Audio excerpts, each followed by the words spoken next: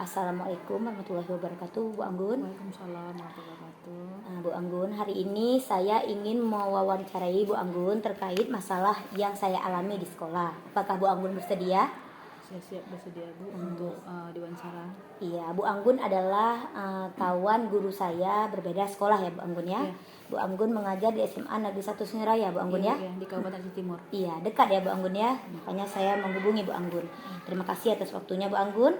Pertama, saya ingin menanyakan tentang masalah saya pribadi sebagai guru merasakan adanya motivasi belajar siswa yang rendah.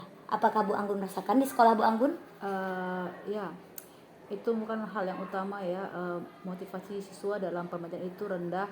Ada beberapa penyebabnya. Kalau yang saya temui di sekolah ya, pertama, kenapa siswa motivasi rendah? Yang pertama, sarana prasarananya yang kurang. Jadi bagaimana proses itu bisa berjalan dengan lancar sehingga anak bisa motivasinya untuk belajar itu meningkat, sementara sarana prasarana itu tidak mendukung. Tidak mendukung ya, tidak mendukung, kurang.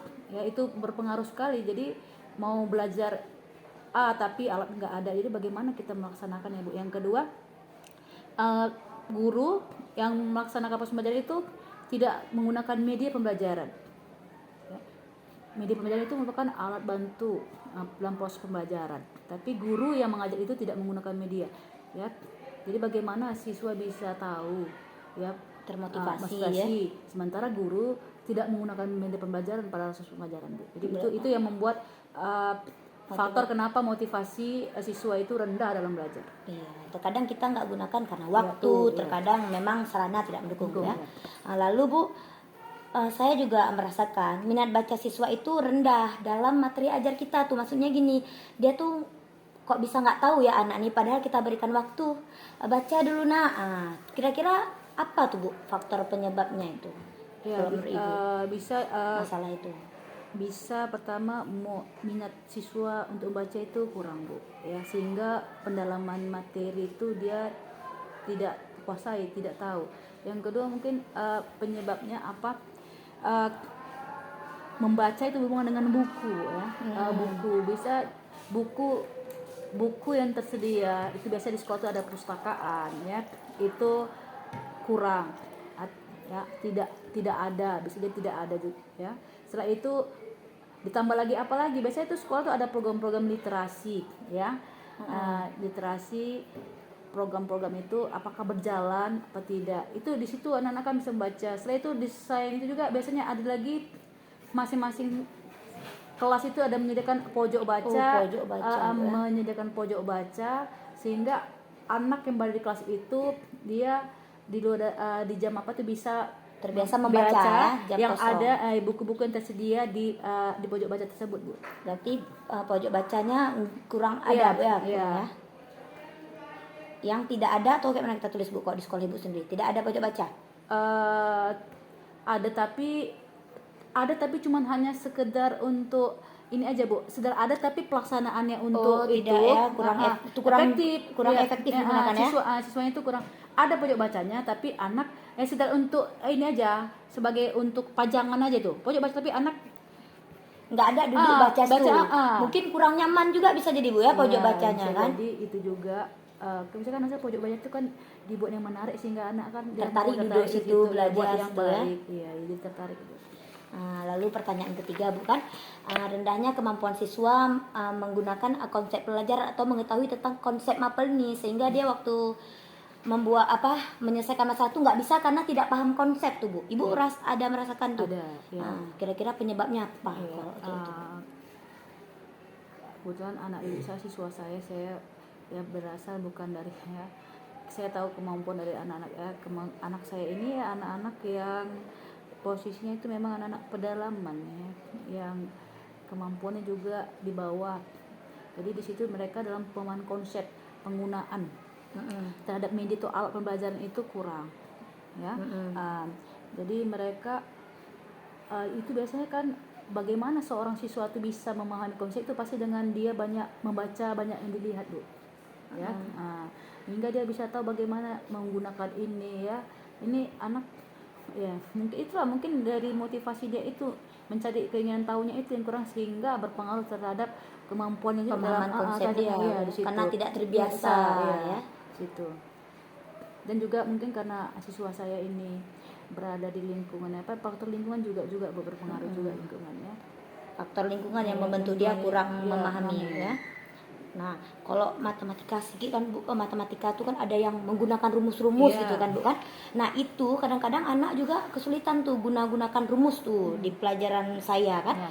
Nah, ada ya Bu rasakan maksudnya pelajaran kita tuh nggak ngerti anak itu gunakan rumus, pening kata dia hafalnya atau kayak mana. Memang kalau namanya ilmu ya eksak ya, namanya ilmu eksak ya, menghitung, merumus, mengkalikan, membagi, menambah.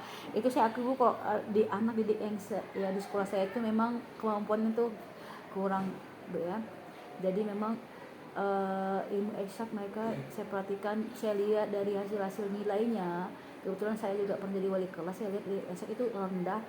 Jadi kemampuan mereka di situ memang kurang ya Bu ya, di situ. Jadi saya memahami juga kenapa bisa seperti itu. Ya itu dia, bisa jadi dia tidak menyukai dari ilmu eksak itu ya. Karena tidak menyukai, jadi dia tidak mau mendalami pembelajaran itu gitu ya. Karena tengoknya rumus ribet, karena itu eksak itu ilmu pasti Bu. Jadi dia memang rumus-rumus sudah ada gitu ya. Di situ. Berarti tidak suka tuh membuat dia tidak bisa ya Bu ya, atau tidak suka dia. Jadi dia pun tidak mau lagi, karena nggak suka tuh ya sudah, saya nggak mau rasa motivasi belajarnya itu ini. Ya. Lalu Bu, yang kelima nih pertanyaan saya mengenai hubungan komunikasi antara guru dan orang tua anak kita. Ya itu keberhasilan anak didik kan Bu, hubungan juga antara guru dan orang tua ya. Jadi karena ada mungkin hal-hal yang baik nggak baik itu harus juga disampaikan kepada orang tua. Jadi bagaimana komunikasi ini bisa berjalan antar guru siswa ya pasti adanya pertemuan ya. Pertemuan itu bisa jadi kapan pertemuan itu dilaksanakan ya, pada saat hal-hal yang memang penting ya, itu mengundang orang itu sehingga tahu perkembangan anak didik.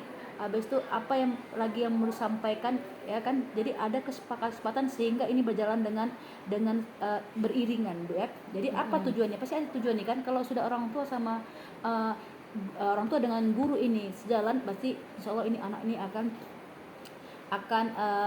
baik ya, akan tercapai apa yang inginkan. Tapi kalau tidak ada komunikasi ini ya, misalnya di sini anaknya nakal Bu, ini orang tuanya cuma nggak peduli misalnya gitu Bu ya. Jadi bagaimana Bang? Tapi kalau antara ini bersama ya kan, bersama, berarti ketidakpedulian orang tua ya Bu ya juga itu pasti kan mempengaruhi ke anak gitu. Sama-sama bekerja sama antara orang tua, dapat ya perhatian ini perhatian. Jadi sama-sama ini untuk demi si anak gitu. Jadi perlunya nanti pihak dari guru mengundang orang tua, misalnya hal apa bersifatnya penting untuk kemudian anak diundang ya. Jadi tetap melibatkan orang tua juga supaya ini saling bekerja sama, berkolaborasi Bu. Berarti mengundang dalam kegiatan untuk meningkatkan mutu sekolah ya. Terus kenapa juga kadang orang tua itu Bu kan ada yang sudah diundang juga tapi nggak datang. Bisa jadi kadang Bu, kayak saya pengalaman Bu, itu kan jarak tempuh orang rumah siswa tuh Bu, itu Bu ada yang jangan jauh Bu ya, harus melewati bukit ya. Jadi situasinya itu pun jalannya tuh ya tidak seperti mungkin di kota-kota besar. Ini jalannya jelek ya, jalannya tidak baik Bu ya, tidak beraspal gitu, karena jarak tempuhnya tidak dekat. Habis itu transportasinya pun jalannya tidak beraspal. Itu juga Bu mempengaruhi juga kadang kenapa orang tua pas diundang nggak hadir. Iya, enggan hadir Bu ya. Berarti kondisinya ya kan. Lalu yang keenam nih Bu, guru belum mengoptimalkan model pembelajaran yang inovatif. Kira-kira kenapa ya kita guru nih, Ibu pasti merasakan ya, kurang bisa nih, rasa kita sudah jalankan tapi kok nggak optimal ya, kok nggak pas gitu ya. Apa ya yang membuat itu nggak pas waktu kita ajarin atau gunakan gitu. Guru dalam proses pembelajaran menggunakan model ya. Model itu untuk membantu guru dalam menyampaikan materi yang diajarkan agar materi itu sampai kepada peserta. Ternyata ya yang terjadi di lapangan, terjadi di proses pembelajaran, siswa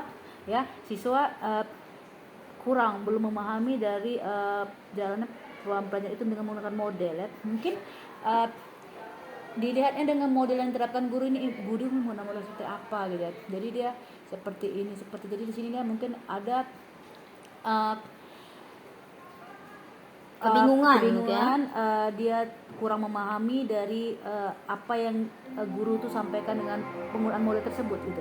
Atau ini ibu ini ngapain ya, karena nggak mungkin bingung, nggak terbiasa ini apa Kadang ya. gini juga Bu, kadang-kadang kan ada guru yang hanya sekedar biasanya kan pakai model ceramah ya, ini guru ini kan menggunakan model yang untuk memudahkan dia dalam mencari, jadi anak mungkin kan ini guru ini mau apa ya, mau sampai, jadi dia agak merasa kan dia belum bisa memahami apa ya, itu Mempengaruhi juga, ya, jadi kadang, nggak pas waktu Iya, kadang Bu ya, iya.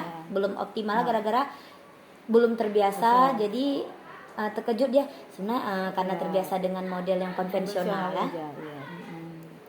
Lalu Bu, yang ketujuh nih Bu, pembelajaran di kelas belum berbasis hot. Saya sekolah saya belum, bukan berarti tidak ada, tapi menurut saya belum. Kalau Ibu sudah berbasis hot Bu di sekolah Ibu? Saya sudah, cuman ada kendala juga ya, apalagi siswa saya ini kan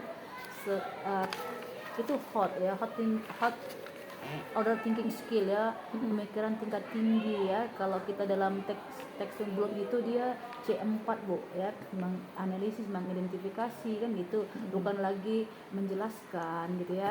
Jadi di sini kemudian siswa saya ya, yang dari kondisi siswanya ini memang siswa-siswa yang pedalaman yang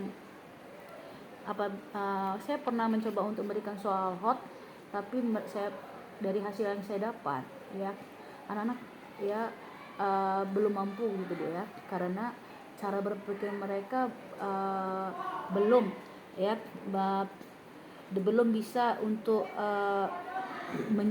menganalisis dari apa pertanyaan yang saya berikan itu. Jadi memang cara berpikir itu masih di tingkat C3 ya, Masih menggunakan masih yang dia kan ada low of thinking, dia yang middle ya, emots ya, middle ya. itu masih, kalau low sama mod itu masih mikir, tapi kok hot mereka Hot lah ya. itu saya tanya menjelaskan tentang analisis atau apa, itu pasti mereka susahnya gini Bu, mereka dalam mendeskripsikan itu kan itu yang agak sulit. Karena dia kan harus mendeskripsikan, menganalisis itu, menjelaskan itu yang mereka harus berpikir dulu, menjelaskan itu yang memang sulit sekali ya. Disitulah mereka dalam menggunakan deskripsi, narasi bahasanya itu yang memang sulit ya. Kita harus berpikir dulu apa yang kita dengan pertanyaan itu apa yang kita jawab ya, apalagi ini mendeskripsikan itu lebih rumit ya, itu memang jadi apa ya. Tapi itu pernah saya coba untuk mencobanya, tapi masih saat ini masih kayaknya Belum optimal ya, belum ya. Tapi itu tetap perlu Bu. Iya, memang perlu untuk pembelajaran kita sekarang. Supaya itu merangsang anak kan untuk dalam terus berpikirnya ya lebih kritis. Jadi pembiasaan terhadap soal-soal itu perlu ya, agar dia juga bisa berbasis taraf itu ya. Yang terakhir nih Bu.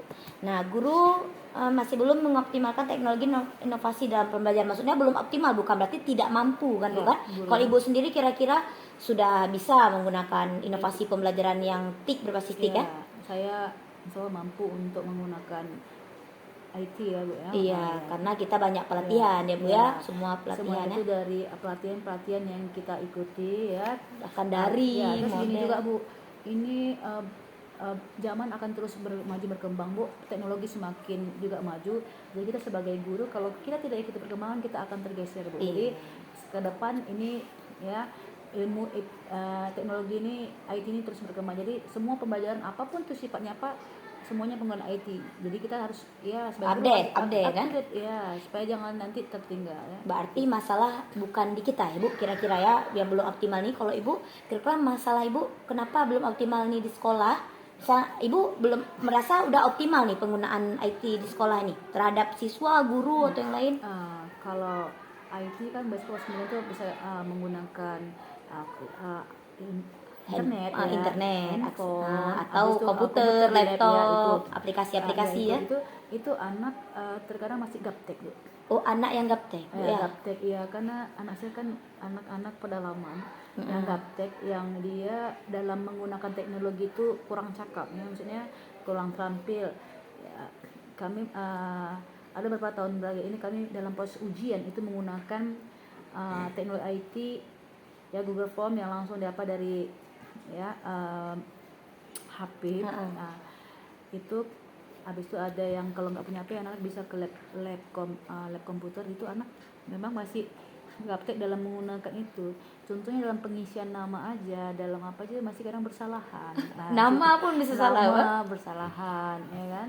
Di situ jadi apa ya? Di situ kita bisa lihat anak masih belum apa ya, belum terbiasa, ya, atau belum terampil sekali dalam penggunaan itu untuk sekolah. Ya, tapi itu memang Bu, memang kita harus, anak itu harus kita ini kan, karena memang ke depan yang menggunakan teknologi, jadi anak-anak tetap kita arahkan ya untuk itu supaya jangan tertinggal. Kan nanti sedikit contoh Ibu ya, dalam misalnya untuk mau kuliah, daftar mulai itu juga.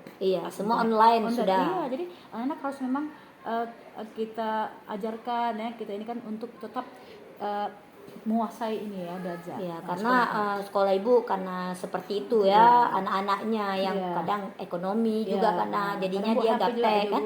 HP juga kan ada yang masih belum punya Bu, waktu itu masih ada juga yang belum punya HP. Padahal SMA ya Bu ya, tapi kayak mana ada ya? juga punya HP tapi memang sifatnya HP-nya bukan sifatnya yang Android ya, jadi yang setidaknya untuk terima telepon, yang bukan bisa untuk browsing itu Bu. Karena ekonomi juga ya. Ekonomi dari kebanyakan yang nelayan, habis itu ya petani gitu ya, yang ada yang supir Bu, ada yang kuliah bangunan ya, jadi dari tahap itu saya bisa menilai kan Bu. Oke.